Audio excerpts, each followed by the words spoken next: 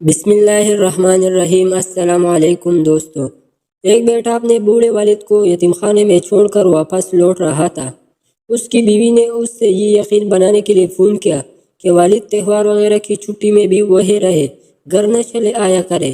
بیٹا پلٹ کے گیا تو پتہ چلا کہ اس کے والد یتیم خانے کے سربراہ کے ساتھ ایسے گل مل کر بات کر رہے ہیں کہ بہت پرانا اور قریبی تعلق ہو۔ تبھی اس کا باپ اپنے کمرے کا بندوبست دیکھنے کے لیے وہاں سے چلے گئے۔